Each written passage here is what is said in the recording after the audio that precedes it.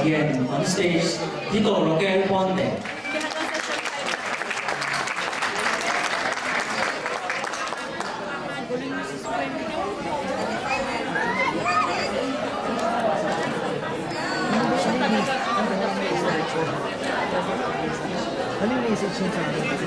Good afternoon, brothers and sisters.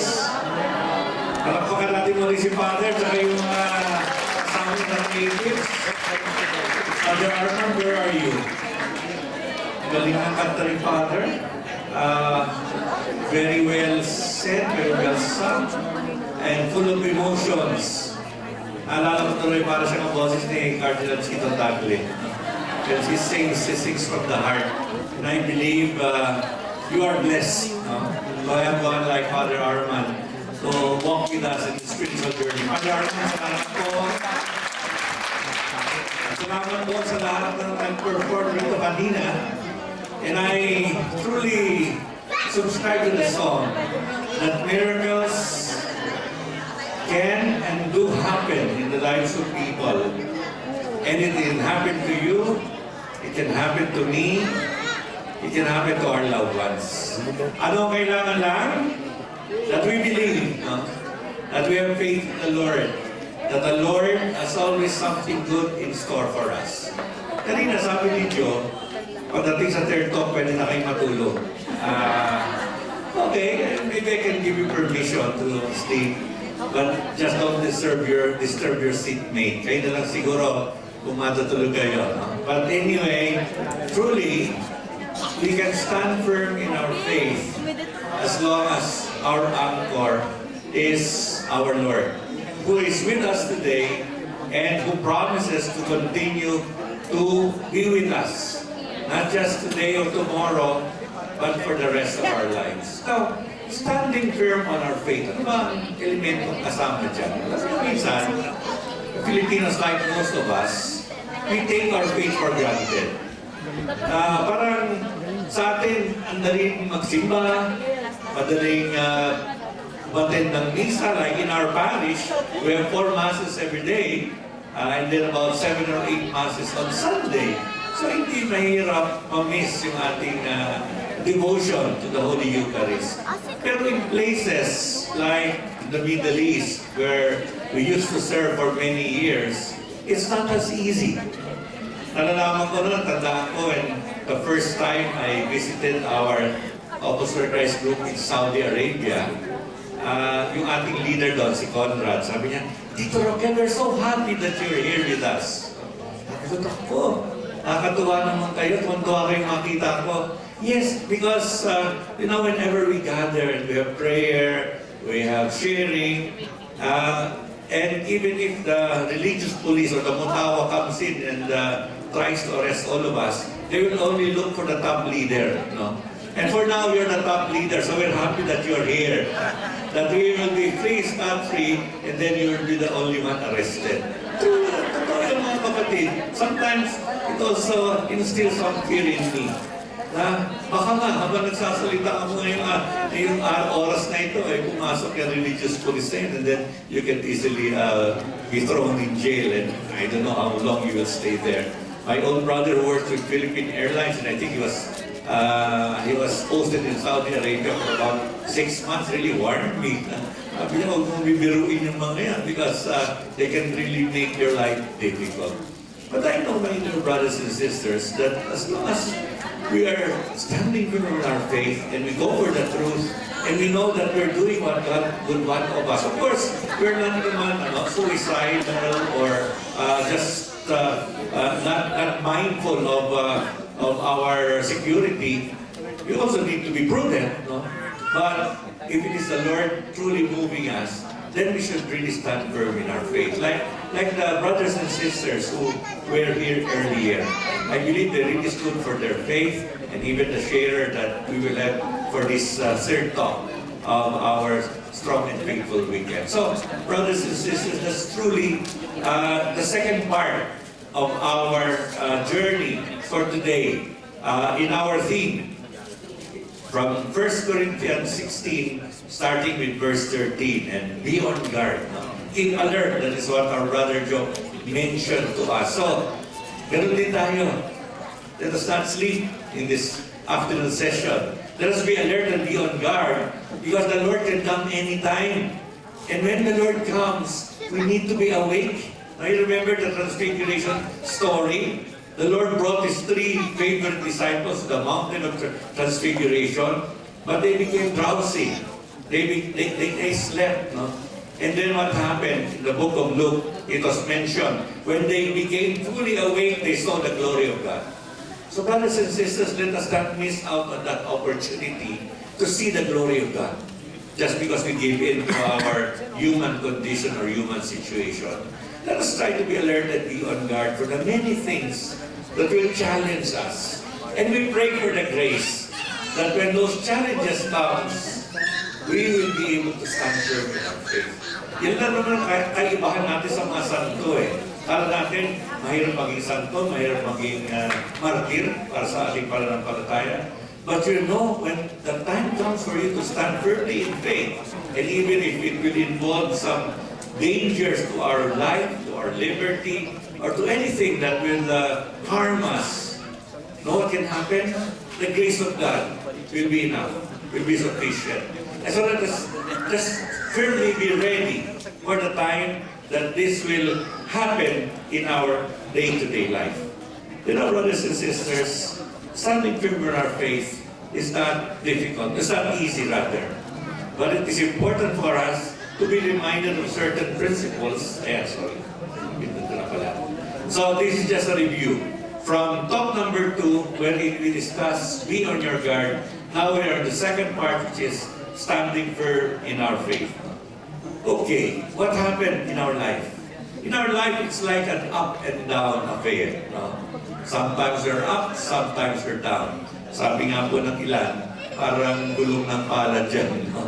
Minsan nasa taas ka, minsan nasa baba. But what is important is, wherever we are positioned, we continue to be victorious. Because the source of our victory is not in ourselves, but it is in God. And the movement of Focus for Christ in the last 35 years, 21 years here in Japan, was not an easy path as well. But nevertheless, victory was always experienced. And partly you heard already some sharings about this. And what is important is, God truly, after 35 years and 21 years in Japan, has really helped us in this spiritual warfare. But you know, in the spiritual warfare of today, the warfare is not so much of arms or bombs or guns, but now it is trying to destroy the very heart of what it is to be a Christian and a Catholic. And that is the heart of the family. That is being challenged right now. Families being eroded in its values. And there are 3 things that we have to contend with. Sometimes we call this the weapons of mass destruction against the family. First one is a culture of indifference. Pope Francis talked about this last year in his New Year's message, early 2016. The culture of indifference that pervades society right now, and even Christian movements such as Focus for Christ. And we have to battle against this culture of indifference. We'll talk about this a little bit more later. Second are the relativism and other isms. These are the modern secular trends. Technological advances, walang masama dyan, kailangan natin yan. Progress in economy, kailangan din natin yan. But not at the expense of our faith and family values. Sabi rin ng Biblia, we may have all the things in this world, but if we lose our family, if we lose even our own identity as a follower of Christ, then it's not enough compensation. So brothers and sisters, we are battling against this in this modern society. And lastly, the culture of death. Maaring hindi physical death yan for some, but it is the threat to life that deadens not only the physical, but even the emotional, even the spiritual And so we really have to guard against all this. So that we can always proclaim that Christ is victorious. That Christ will always triumph. Ito na pala yung mga different forms, the right and the wrong, and sometimes it depends on what is the pleasure of society or the environment. Again, this is the uncontrolled use and abuse of gadgets causing harm especially to good interpersonal relationship of family members. Kanina nga, Joe was sharing about, or we were in breakfast yesterday morning, tara kami, animated na aming kwentuhan. Meron mga ibang table doon talagang, they were just to their own, eating, reading newspaper, communicating with their gadgets, and not minding one another. So brothers and sisters, again, these are the things that are watch out for us, especially if we'd like to strengthen our family values. So we're no longer victims, but with Christ, we are victors. And today, we declare that the rock we place our hope and foundation is no other than Christ. Remember that reading when the Lord asked Peter, Peter, who do people say that I am? And then they advance a few answers. But, when the Lord asked Peter, Peter was able to get the right question, not because of his intelligence, not because of his probably good training and know-how, but he simply was inspired by the Holy Spirit. And he said, you are the Messiah, you are the Son of God. And then the Lord said, Peter, upon this rock, upon you, will my church be standing firm.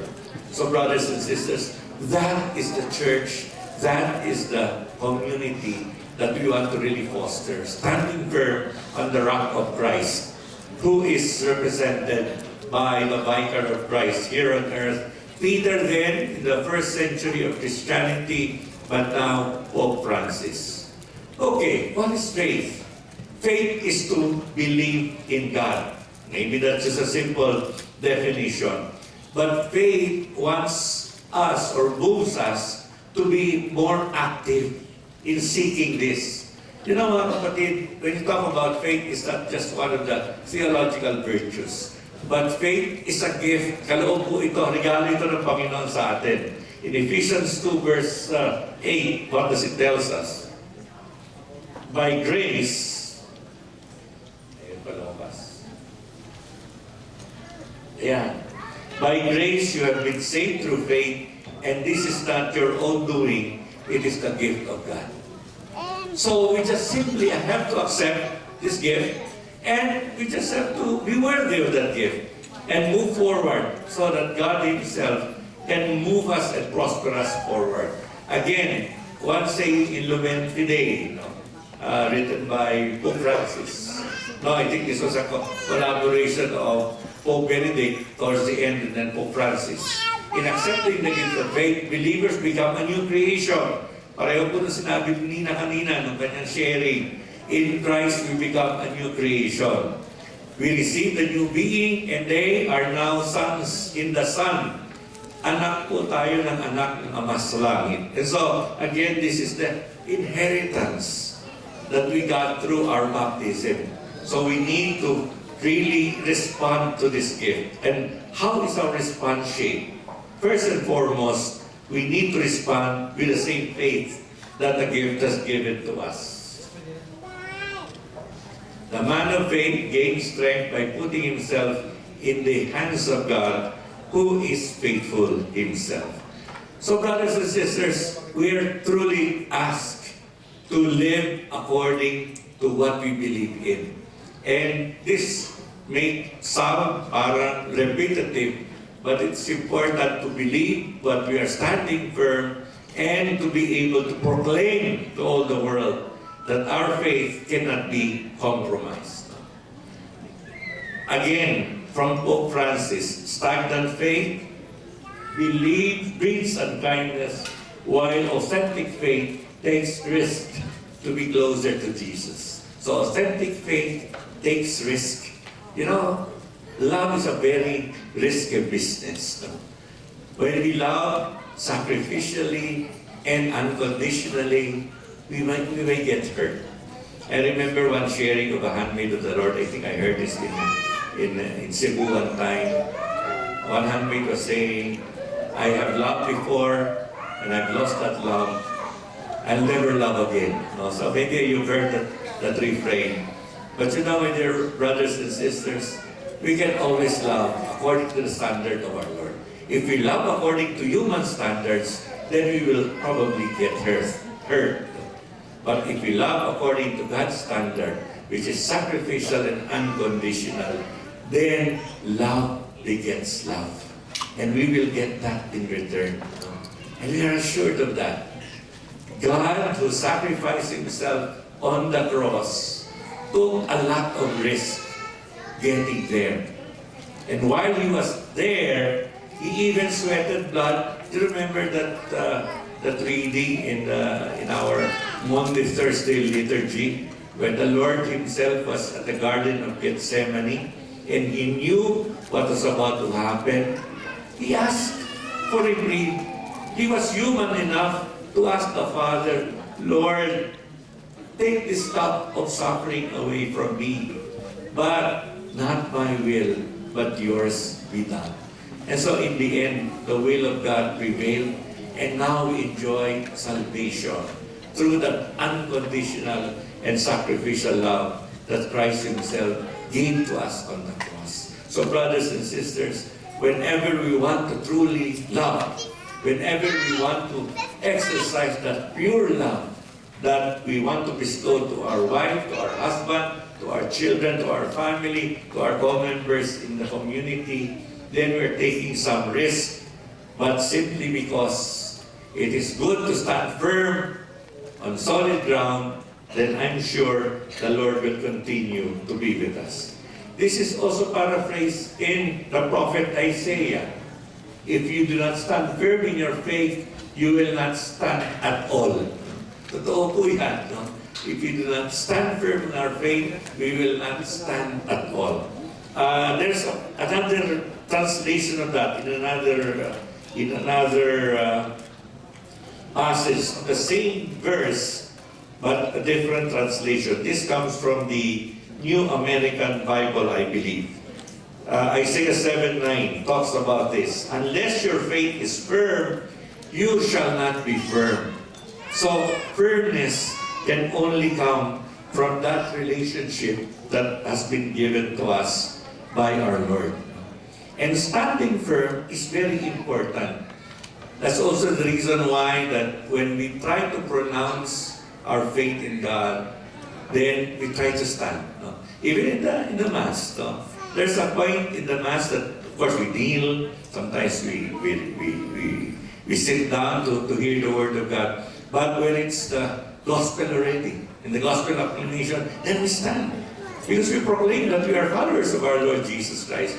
And then when we hear the Word of God, then that's the time that we also revere and reverence the Word of God Himself, so that we stand also. So truly, when we make that act, even physically, then we proclaim to the Lord that we are sincere and truthful in our stating that we will stand firm in our faith, even if at times it is dangerous and difficult. Okay, Jesus as our model of faithfulness. Ano po yan? Well, marami kang pwede sabihin. But a few things lang. The life and works of Jesus are exemplary, of course.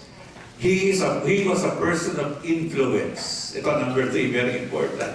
He knew His purpose. And I believe this is also one thing that we can ask ourselves this afternoon, my dear brothers and sisters. Why are we here in Corpus for Christ?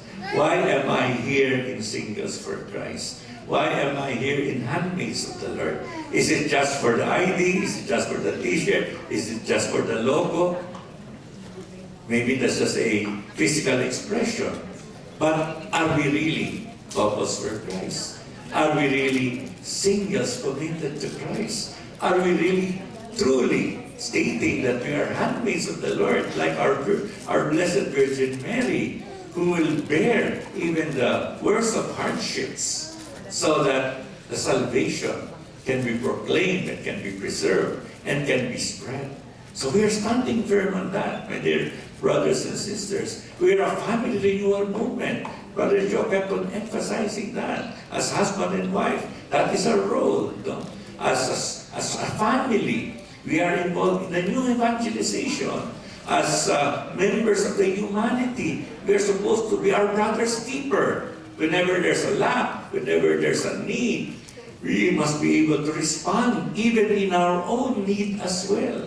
And you know, I just simply commend all of you who continue to help brothers and sisters in the community, even outside of the community, building churches and chapels for them, doing a lot of humanitarian work, even if you yourself have your own obligation to yourself and to your own family. Why? It is because you want to practice your faith in the concrete. No? And that is something that is worthy of emulation and exemplary. So give yourself a big hand, my dear brothers and sisters, as we also applaud you. Sabi nga kay Nina kanina, bilip ako sa mga kapatid natin dito sa Japan. Alam ko hindi madali ang buhay dito. But they stand on their feet, they stand on their faith, and they even risk everything.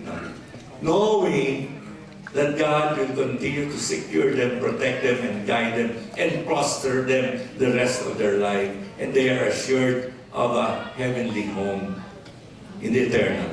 Mga kapatid, napaka-sayo po niyan, isipin yan, na may bahay kayo dito, kahit pa maliit, meron kayong kwarto, may kayong titiryan, pero napakaganda po ng nakareserbang bahay sa atin, sa langit. Dahil yung ginagawa po natin, tinitindigan po natin ang ating pananampalataya. Let us give again the Lord a big, big hand for calling us into this community. And so we know our purpose, why we are focused for Christ, why we are handmaids of the Lord. We're not simply flowing with the tide. We know our responsibility. We know that we have a lot of accountability to the Lord and to one another. And so let's try to be faithful to this. But focus is calling and vocation. Yeah. Talaga, we're truly a family renewal ministry. For those of us who are professed singles like Father Armand, Brother Michelle, no? We know that they are faithful to their calling. And so, what is important is to stand firm in our faith. Besides our Lord, there are other models. And the primary model will be our Blessed Virgin Mary. No? And maybe you're also the picture of saints here. You know, as an aside, in Saudi Arabia, whenever they have household meetings or teachings, no? Sa bahay lang naman yung ginagawa yun. I don't know who worked in Saudi Arabia before. But, you know, when they gather there, they always have a cake with them during the assembly. So that whenever the religious tourist comes in, then it is converted to a birthday party. Kaya makakanta sila ng happy birthday. And then for them to have a cross in their general assembly, yan cross na yan, one piece lang yan dito. Pero pag nandun kayo sa Saudi, meron isang may dala niyan, yung horizontal lang. Tapos meron isang dala yung vertical.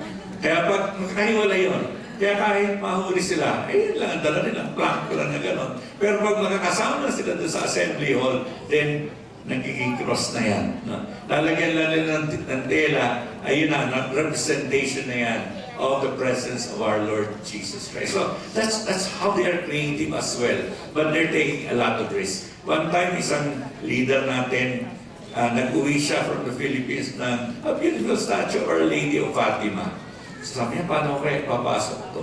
Kasi most of the time, binubuksan ang kanilang mga bagahe. So one time, naipasok lang niya yung statue ni Our Lady of Fatima. Tinanggal niya yung ground, inihiwalay niya. No? At pinasok niya. Tapos nung na-question siya nung custom, sabi niya, oh, that's the statue of my mother. No? That's the statue of my mother. Totoo naman, nanay niya si Mama Mary. No? So hindi naman siya nagsinungaling. No? Medyo bordering lang on the... Pero sabi niya, he is my mother, she is my mother. So you're really taking some risk. And even right now in the Middle East, you see that in the news, what's happening in Syria, what's happening in Iraq. If you're just identified as a Catholic, as a Christian, you're taking a great risk. But even in our own situation, there are also threats to our faith. That's why it's important to be convinced of our calling, that we are sure that we are Corpus for Christ, that we are Catholics, that we are Christians, and our goal is really towards heaven. I studied in the Don Bosco School, and one of the Salesian motto that I always remember is Don Bosco always says, keep your feet firmly planted on the ground, but your eyes looking towards heaven. So, dapat, mga kapatid, when we exercise our faith, we do not lose sight of the eternal perspective. Ito bang desisyon gagawin ko ngayon para sa aking trabaho? Ito bang desisyon na gagawin ko para sa aking anak? Will this keep me in the straight path of the eternal perspective? If not, then maybe you're taking the wrong decision or the wrong side. What is important is it will always assure salvation for our souls. Okay, moving on. To whom did Jesus stand firm for the faith? 4 things. With his relationship with the Father, he never compromised that. He knew that the Father's plan was perfect and it's for the salvation of humankind, and so he pursued that. What else for his disciples? He stood for his disciples. Even Judas, up to the last second of the relationship, he wanted Judas to turn a new leaf and be able to get rid of his evil intention or evil designs. But again, like him, we are left to our own free will. It is up for us to say, yes, Lord, I am with you, or no, Lord, I will not follow you. Thirdly, for the mission to save sinners, he was pursuing this relentlessly. And I believe that is also what is happening to you. That's why yung 8-hour travel, 6-hour travel, and then you sometimes sleep in the parking lot. Sometimes after going on mission, you go straight to work. That is really a sign that you are really for the mission to save the lost and the sinners. And then, of course, the poor, for the last, the least, and the little ones. But you know, my dear brothers and sisters, ito po mga taong ito mahal ng Panginoon. Kaya, if the Lord loves them, we too are encouraged to love as well. Now, how did Jesus show his firmness? Simple lang po. You look at the cross, that is how the Lord showed his firmness. He gave himself freely through his passion, death, and resurrection, anchored only in God's love. Dalawa po niya ito. He was able to do this only because he knew the Father's love was enough. Okay, how do we follow Jesus? First and foremost, what is the rootedness of Jesus' firmness, strength, and stability? That he trusted in God. That he trusted in God. I believe this is also the hallmark of a good Christian marriage. That there is enough trust in us, in one another, so that even if difficult times come, then we will be able to weather them. Wala naman sigurong kasal dito na hindi nagkaroon ng problema. Siguro kahit gaano maganda ang relationship, meron pa rin challenge, may temptation. And so it's important to be able to build enough trust in a relationship. Sabi nga nila, ang relationship daw, parang bangko yan eh. Di ba, Boy? Bangko. Ngayon ko na nalaman, tatrabaho pala sa bangko. No? So anyway, yun yun, parang bangko. Nagdi-deposit ka sa bangko, di ba? So kapag nag-deposit ka, ano pwede mong gawin? Pwede ka mag-withdraw. Pero pag wala ka ng deposit, wala ka na mag-withdraw. No? At kapag withdraw ka ng withdraw, at saka nag-issue ka pa ng check against a almost bankrupt account, then what can happen to you? You can even be charged for that. No? So it's important to build a trust relationship in a marriage. Build as much, because you don't know when difficulties come our way. It may be external. Parang hindi naman talaga intentional yung threat sa ating marriage. It can be environmental. It can be outside of us. But we know that our marriages will be strong because there is really a secure trust relationship that can weather any challenge or difficulty. Try to do that, no? To be able to express love for one another, even in the most simple things, no? Like saying thank you, saying I love you, kahit isang corny, no? You'll get used to it. I don't know, some people are not so saying I love you or I believe in you. But you know, those words help.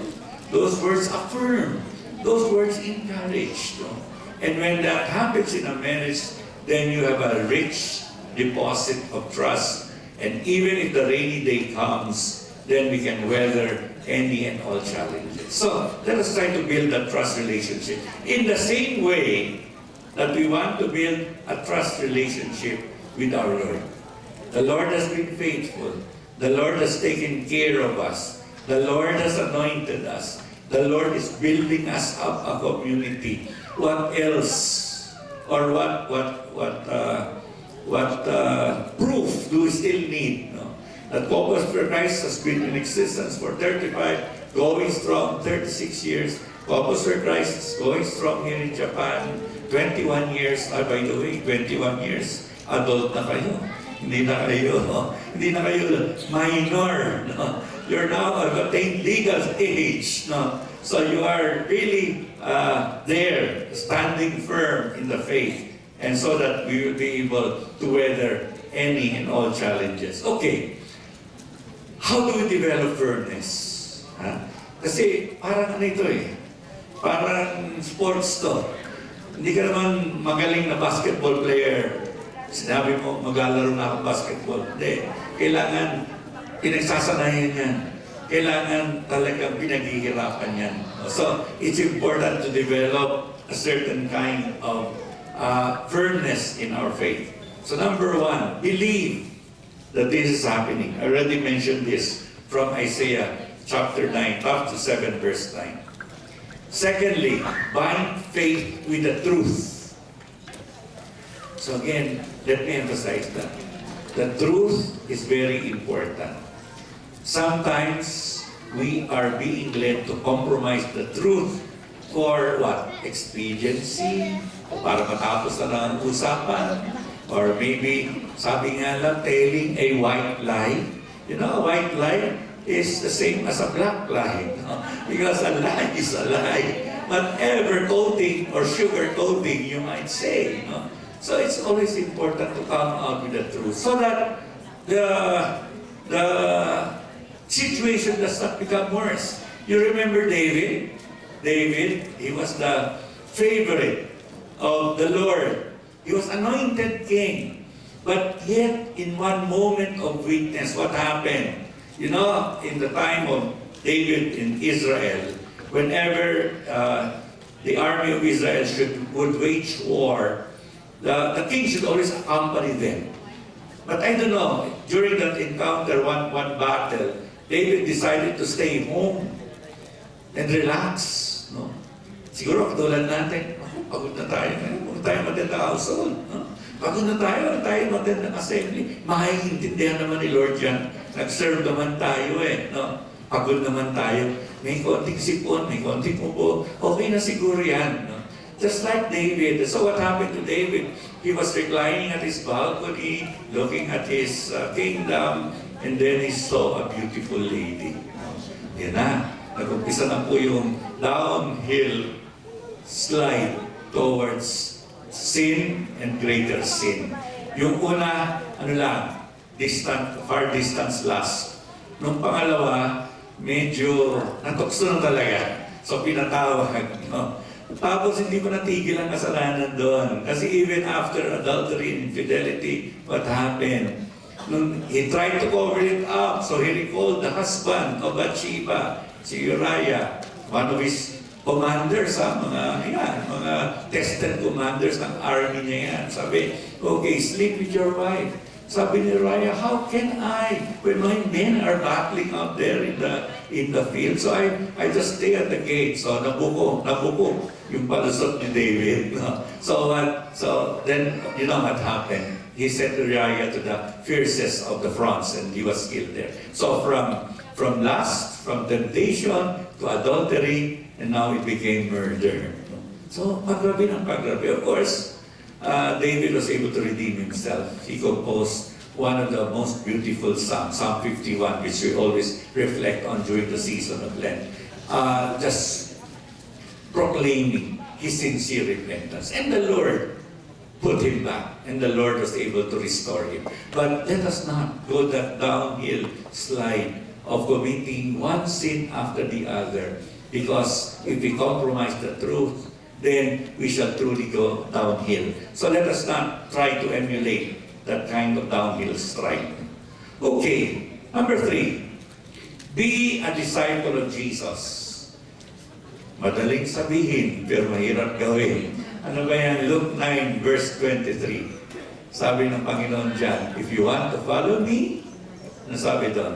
Deny yourself, take up your cross daily. Yung kalimutan yung daily, ha? Hindi every other day you're taking a cross. It's daily, no? And then you can be my disciple. You can be my follower. Not easy to deny yourself.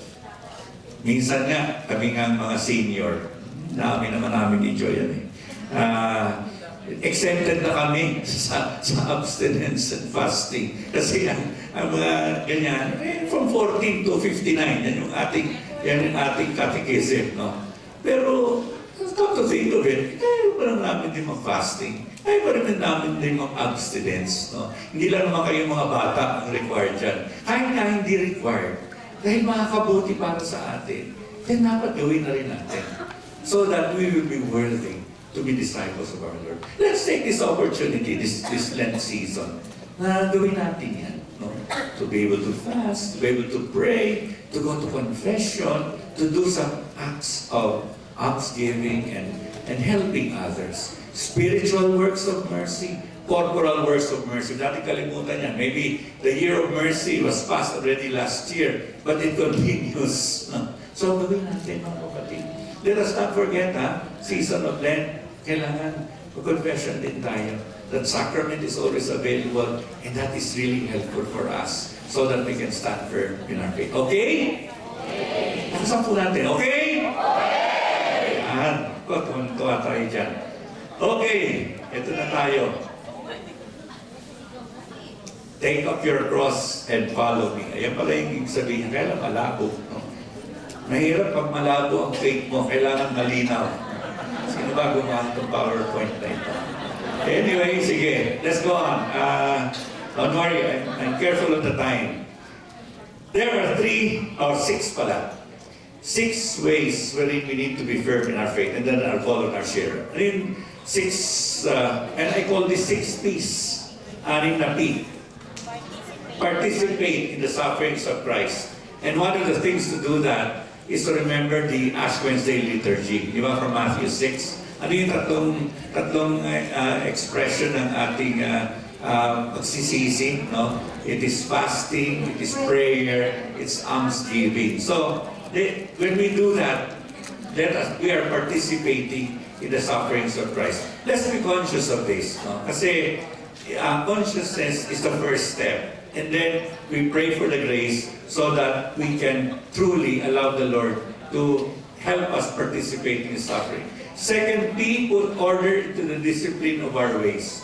Put order, di ba? If we want to develop a habit, we must be able to do this not just once, not just twice, but consistently. So let us try to discipline ourselves. No? And when I talk to you about this, I'm also speaking to myself, no? To have some more discipline in my own calorie count, in my own exercise mode, in everything, so that we will be physically, we will be fit, not just spiritually or emotionally, but also even in the physical aspect. Promote family life. Focus for Christ is a family renewal ministry. We will never advocate separation or divorce, or anything that will compromise the basic union of man and woman. And we will always uphold this, no? And we will always stand firm on that. Protect human life, the same thing. No? From natural conception to death, no? To death. So that we are no to abortion, no to overt passions, no to the other bioethical issues that confronts our faith and our religion nowadays. So we will talk about this more and more. Then the last two P's: pursue social justice, practice global solidarity. And I think, my dear brothers and sisters, this will truly be the ways wherein we can stand firm on our faith and be able to express this, not just in words, but also in our action. And so now I'd like to call on a brother who has been with us in CFC Japan for I think the longest of time. No? Pinakamatagal siya rito sa CFC Japan, pero hindi masiguro siya pinakamatanda. No? Hindi naman. Mas maganda si Brother Joe sa iyo. Okay, let's call our brother Dennis Diaz. Dennis.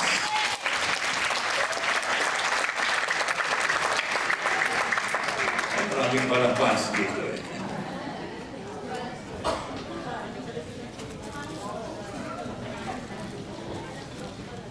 Thank you po, Kuya Rokel. Happy anniversary, brothers and sisters. Anniversary. Brothers and sisters, I remember during our younger years in CFC, when our elders called us to give a CME, what we have done is to cry on the stage. And today, the same thing that I will do. So bear with us. And I remember also during our baptism with the Holy Spirit, that is releasing the power of the Holy Spirit. Kuya Joe asked me, what gift the Holy Spirit would you like? So, I cannot answer. And so Kuya Joe asked me, okay, all, di ba? Give up wisdom, give up faith, no? At marami ito eh, no? And I believe I received all of this. And one is the gift of faith. Kasi mga kapatid, no? Na-experience ko ito eh. Sa mga problema, haralan mo man ako ng mga problema, sugod ako. No? Off-season or season 1 ng CLP, nandiyan ako. No? And this is because the grace of God. God has given me this gift of faith. That's why Elma and I reached this 21 years serving our God through Couples for Christ. And joining this community, ang buhay namin, our lives, has never been the same. Napakaganda in spite of these difficulties that you and I experience. Our faith serving the Lord, the family and community, has been tested many times. Siguro na-experience nyo rin yan. For us, like leading the CFC with our iniquities and inadequacies. I remember, brothers and sisters, ginawa akong head ng CFC, ang mga under sa akin ay mga community leaders. Ako, ang alam ko lang dasal, our Father.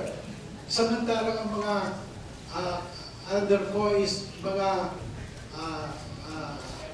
head, mga engineers, mga doctors, mga taga-Philippine Embassy. And then ako, ang nagli-lead sa kanila. So, dumadating ang time na I want to give up this position, leaving the community.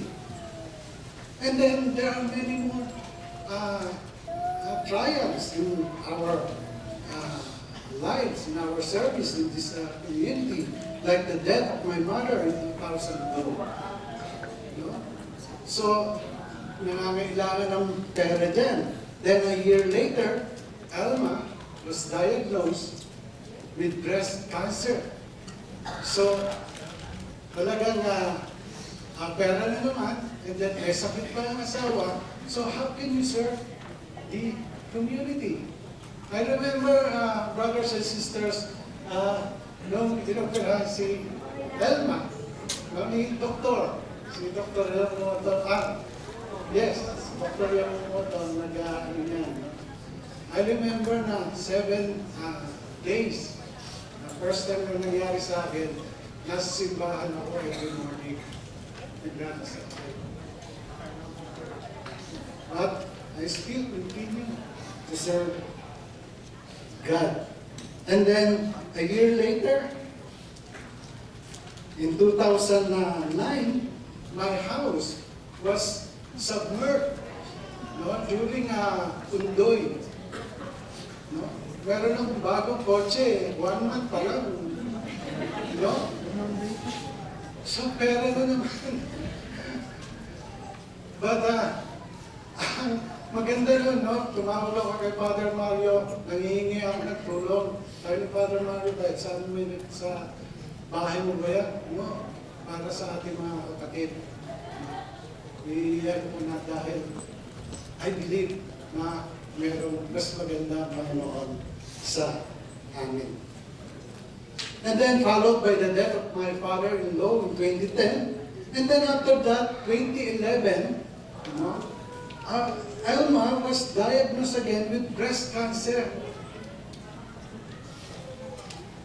So, kapatid, lumilindot si Elma. Ang daming gadget sa katawan, no? Kasi 2011, that is 1 day after her operation, lumilindot.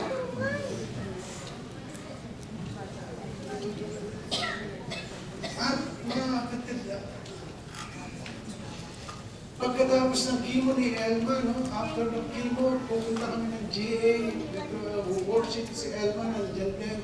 So mga kapatid, we never stop serving God. And this is because God is with us. Because of the faith that God has given us. And then, in 2015, another trial. No? Elma underwent radical thyroidectomy. Sa leeg naman, this is second time. No? I remember na nasa ospital siya, nandun naman ako sa Kobe, nagsiself with the brother Charlie, icon. So, sino nagbibigay sa amin ng lakas ng loob para mag-serve? And it's God. So idadagdag pa namin dyan, mga kapatid, ang mga challenges when we are going on mission, no? Nasasalubong namin ang typhoon. Sabihin na news, may typhoon sa ano. No, talagang diretso kami. Sinasalubong namin yan, and praise God, talagang kawendahan. Nung minsan, kasama ko ang Tokyo, hinahabol kami ng typhoon, sinasara na yung highway, pero diretso pa rin kami. Meron time na sumabog ang vulkan, nandiyan kami.